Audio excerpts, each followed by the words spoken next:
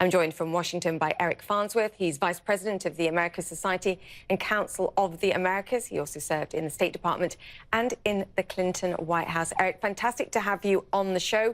Your observations of both this press conference, but also more broadly, what a stronger relationship here between the United States and Brazil may mean on paper, but also in practice. I think on the press conference, we've never seen anything quite like this between the U.S. and Brazilian leaders.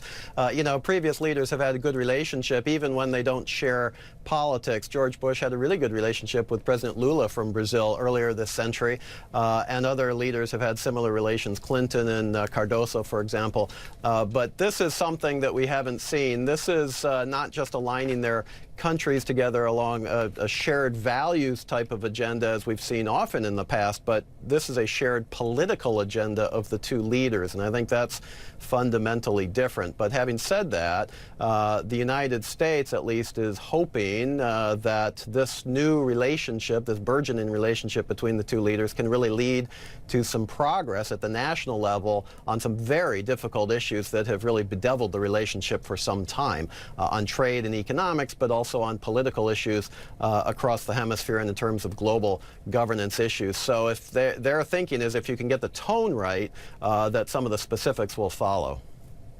I mean, a lot of people have suggested that Jair Bolsonaro has modeled himself in terms of rhetoric, tone, approach here on President Trump, and that's why he's earned himself the name the Trump of the tropics here. But if I just pick out one of those things, what about China? I mean, they've both used pretty fiery rhetoric against China. We know exactly what's going on between the United States and China here, but for Brazil, it's their largest trade partner. So while he can talk very aggressively about China, it's tough to follow through. How do you see that playing out in particular? Yeah, this is really complicated, and you're right to raise it, because the interests between the United States and Brazil aren't necessarily aligned with reference to China.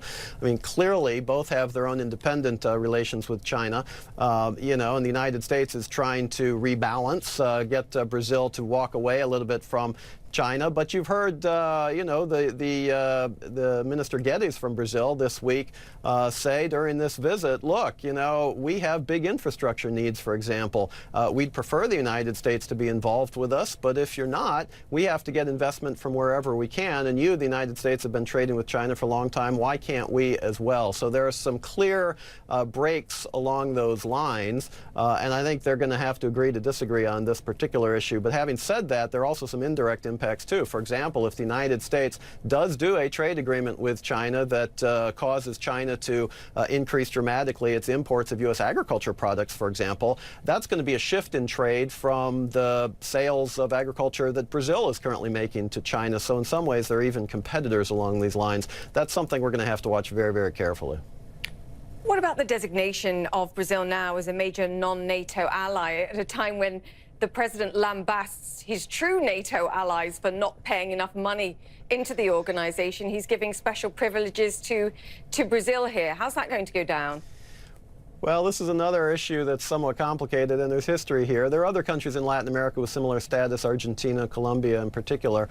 But what this does do is it allows the defense establishments to cooperate a little bit more closely together to allow Brazil to purchase equipment on a different pay scale, that sort of thing. But you're right. I mean, nothing occurs in a vacuum, and to offer this status to Brazil, at the same time, there are questions that have been raised about the real NATO in Europe, I think, does cause some people to scratch their heads. But it is something that's a designation that is important, and it pre-exists the current administration. And for the longer term, to the extent it binds the two countries together in the defense relationship, I think that's something that can be built on. Yes, I think there's plenty of head scratching around this White House, quite frankly, Eric. Thank you so much for that. Eric Farnsworth, great to have you on the show.